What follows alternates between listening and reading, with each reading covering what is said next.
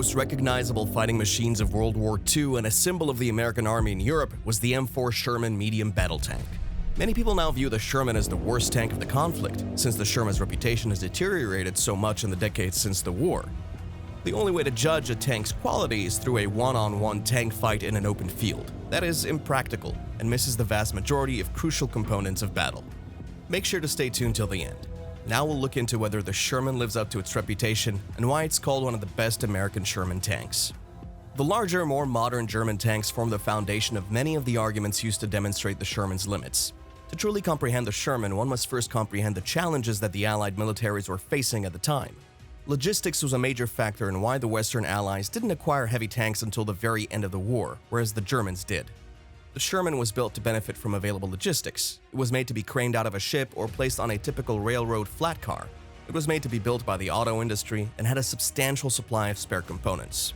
To increase the number of cars in each shipment, engineers had to find the ideal balance between weight and performance. Germany used railroads to carry its automobiles across the continent, so they were not concerned about such limits. The Sherman had numerous limitations right away. Despite this, it has many admirable traits. The M4 Sherman tank first saw action in 1942, after which production of the vehicle started. The tanks could go up to 120 miles at a top speed of 30 miles per hour and weighed roughly 60,000 pounds each. The Sherman was a medium tank that was lighter than heavy tanks and easier to bring onto the beaches of France. It could also cross a lot more bridges than heavier tanks could. Panzer III and Panzer IV tanks from the early stages of the war may be destroyed by the 75mm M3 short barrel gun of the Sherman. The tank's slant frontal armor also did a good job of deflecting German fire.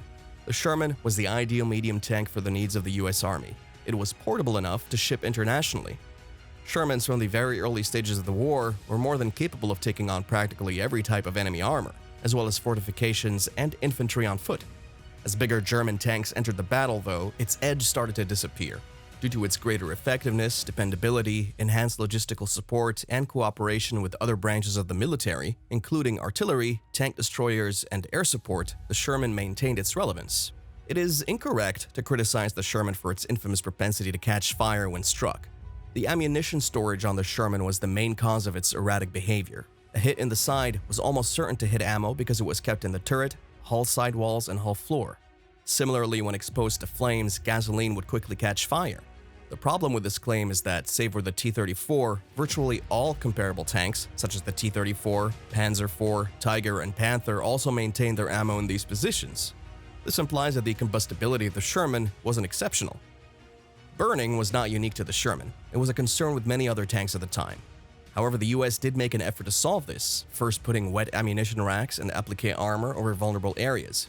According to research on M4 Sherman tanks, the tank would catch fire 82% of the time for every 1.89 shell penetrations.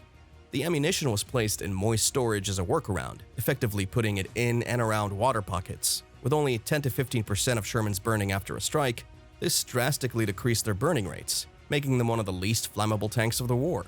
In the case of a fire, the large spring-loaded doors and floor opening allowed for a quick departure from the car. The Sherman's greatest asset was its sheer size. When factory employees and manufacturing output contributed as much to the Allies' victory in World War II as did soldiers, sailors, and airmen in combat, it was yet another demonstration of the country's industrial might. The Sherman tank, which was constructed by companies ranging from Pullman Car Company to Ford Motor Company, was the second most produced tank during the war, behind the Russian T-34. The Tiger I and Tiger II, on the other hand, both had production runs of 500 and less. The American manufacturing facilities were able to work together, standardize the tank, and create a large quantity of them. To replace each Sherman that the Germans wiped out, there would be even more.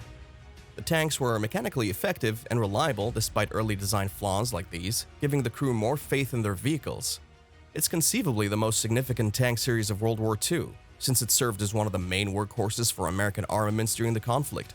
Additionally, they were able to maintain a high level of operational readiness. Future improvements were possible with the Sherman's design. The tank's turret ring was exceptionally large for its size, making it simple to add more guns and make the crew more comfortable. The crew could work considerably more efficiently inside the tank thanks to its towering stature, which gave them more room than in foreign designs. It also permitted a variety of engines, resolving the problem of engine shortages hampering production. The M4A3E2 Jumbo Sherman and the British Firefly with increased armament were later improvements that improved the tank's combat effectiveness. When Shermans were equipped with the 76mm M1, they were able to destroy Tigers quickly. However, encounters between tanks and these vehicles were incredibly few. Because the 75mm gun fired a considerably better high-explosive round against a greater number of soft-skinned vehicles and troops, many crews preferred it over the more potent 76mm cannon. The Sherman was built with simplicity in mind, as were its construction, upkeep, and repairs. It was simple to take a suspension bumper off one tank and put it on another because they used interchangeable parts. The front-mounted transmission and its housing could also be completely unbolted and taken apart in a similar way. The crew was also better protected in this configuration. It was also simple to fix and rebuild the M4 Sherman. This may determine whether a fight is won or lost. Not all tanks are destroyed during combat. Many of them are only rendered inoperable after being detracted or having their engines damaged. When constructing a tank, one of the most crucial considerations is how easily it can be repaired and used again in combat. In this way, the M4 Sherman showed excellent performance. The only tanks manufactured to see action in every theater would be the Sherman tank series. The United States sold the tanks to other countries, which utilized them all over the world. Sherman's tanks were leased out to the Soviet Union, France, and Great Britain, who each received 657 and 4,035 units respectively. Over 17,000 Sherman tanks were delivered to Great Britain. The US military received the remaining tanks. Objectively speaking, the Sherman is a superb all-rounder that, later in the war, was able to compete with much newer and more sophisticated vehicles because of its versatility. They were preserved in working order by their simple maintenance, and new ones continue to be produced with ease. The majority of the targets it came across were easily defeated by its gun, and upgun variants could take on nearly anything else. Crews could work comfortably, and later models were among the safest to be in and escape from in the event of an accident. The Sherman tank was one of those oddball vehicles that wasn't the finest in any one area, but wound up being possibly the best all-round vehicle of World War II. Compared to the Panther and Tiger I, it featured less robust armor and armament, but it was more reliable and cost less to construct in large quantities. Although its production costs were higher than those of the Soviet T-4, the M4 had superior radios for communication and better optics for shooting. The T-34s were unreliable and prone to break down. The United States was compelled to manufacture a big mess of adequate tanks rather than concentrating on a superior tank. The Sherman was exactly that. American tank columns moved through Europe, destroying German positions en route to Berlin with the assistance of tank destroyers and air support. Let us know your thoughts on the American Sherman tank in the comment section. And if you enjoyed watching this video, then please make sure to like, share, and subscribe to our channel for more such amazing videos like this one.